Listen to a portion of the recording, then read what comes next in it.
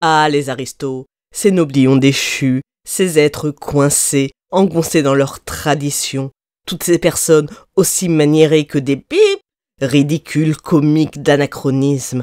Oui, tous ces gens qui vous prennent de haut et qui feignent d'oublier que l'on a raccourci leurs ancêtres à tour de bras. Cette minorité, devrais-je dire, ces fins de race qui pourtant vous fascinent. Et sinon, vous n'auriez pas cliqué sur la vidéo, hein? Les petits contes de la grotte au chat. Ça, ce n'est pas pour les enfants. J'ai lu l'histoire des préjugés et plus particulièrement le chapitre du livre « Les aristocrates sont des réacs » écrit par Antoine de Baec. Un re-de-deux ? En fait, non, je me suis renseigné. Cet historien, critique de cinéma et de théâtre, éditeur français et couteau suisse, est issu d'une famille bourgeoise de Flandre dont on remonte les origines jusqu'en 1745. À l'époque, son aïeul a fondé la banque de Bark, de Berg. Encore de la fausse noblesse, quoi. Et oui, il faut le savoir, lorsque vous voyez une particule, sachez qu'il y a 2 chances sur 3 qu'elle soit usurpée. C'est un peu comme les cartes handicapées. Quand vous en voyez une, généralement c'est celle de Mémé. Par ailleurs, certains nobles n'ont pas de particules. C'est le cas des Bonny, qui est l'une des familles les plus vieilles de France. Mais il y en a de nombreux autres. Mais revenons au sujet. Qu'est-ce qu'un réactionnaire? Selon le Centre national de ressources textuelles et lexicales, un réac est opposé au changement ou qui cherche à restaurer le passé. Alors, bien sûr, réac a une connotation péjorative, mais de manière moins idéologique, nous pourrions nous demander si les aristos sont des conservateurs. Et les idées des conservateurs s'opposent aux idées des progressistes ou révolutionnaires. Tout le discours de Baerk va donc être de montrer que la noblesse a autant apporté à la Révolution que d'autres. Parce que oui, cher auditeur, comprenez que pour démonter un préjugé, il faut montrer que les personnes victimes de ce préjugé sont en fait des personnes bien, c'est-à-dire des progressistes. Alors, il nous ressort Chateaubriand. Le plus grand coup porté à l'antique constitution le furent par des gentilshommes. Les praticiens commencèrent la Révolution, les plébéiens l'achevèrent. Et il va même plus loin, en exhibant que finalement, le bourgeois fait sienne les idées de la noblesse, se réclamant de la rhétorique du XVIIIe siècle, du siècle des Lumières, tout en retournant sa haine vers le noble. Il nous fait des aristos des victimes de leur propre idéologie. L'idéologie raciale de l'aristocratie la plus traditionnelle se trouve ainsi détournée par ce portrait d'un noble déchu, isolé dans sa race maudite, s'accrochant désespérément à son pouvoir et à son blason, maniéré dans ses expressions déréglées, dans ses passions, malade d'orgueil, personnage repoussoir que l'on trouve souvent dans le discours révolutionnaire. Il nous explique que cette révolution se nourrit de l'idéologie du siècle des Lumières, qu'une part de la noblesse poursuit ce rêve d'une société d'élite raisonnable fondée sur le mérite, et qu'en fait le personnel politique qui met en place le nouveau régime est assez largement issu de la noblesse, tout comme les officiers de la nouvelle armée. Alors, c'est vrai, ils sont surreprésentés dans ces instances, et le resteront. Mais pour autant, pouvons-nous dire que ces nobles-là représentent ce qui va se passer pour la noblesse en général? Or, on peut douter de la pertinence des comparaisons.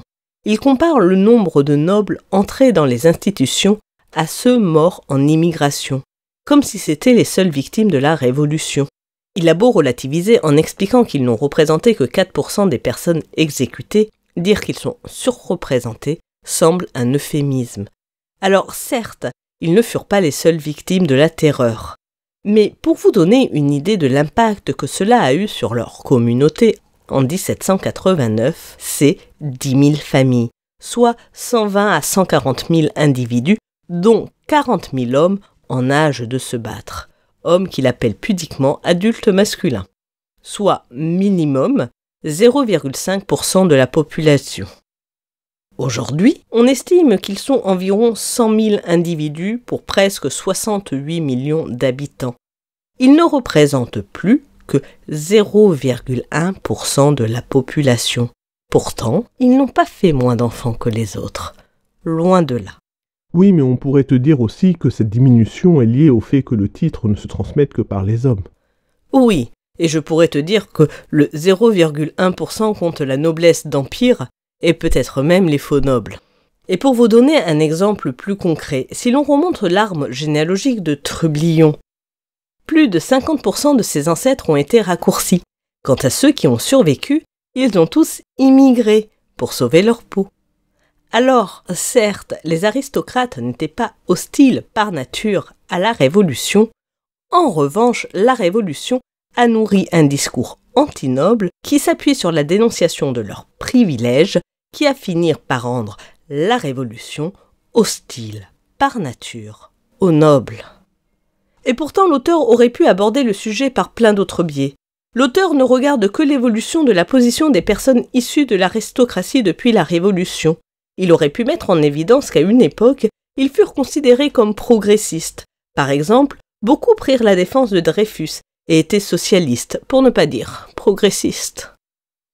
L'auteur ne regarde pas ce qui différencie les familles issues de la noblesse des autres familles aujourd'hui. Il aurait lu l'enquête sur la noblesse d'Éric Mention-Rigaud. Il aurait peut-être compris pourquoi ce préjugé persiste aujourd'hui. Non, l'auteur va se focaliser sur une période où naît ce préjugé, la Révolution. L'auteur oublie complètement de nous dire que la Révolution est avant tout une révolution bourgeoise, à une époque où l'on peut s'enrichir qu'au hasard d'un héritage, où l'on ne sort pas de la classe sociale où l'on est né. Toute une partie de la bourgeoisie qui a perdu espoir d'être un jour anoblie va se soulever.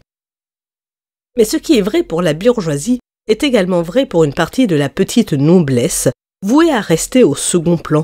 Oui, car les familles industrielles d'aujourd'hui, ces 1% des Français les plus riches sont presque tous issus de ces familles déjà bourgeoises et très riches au XVIIe et XVIIIe siècle, familles dont est issu notre historien.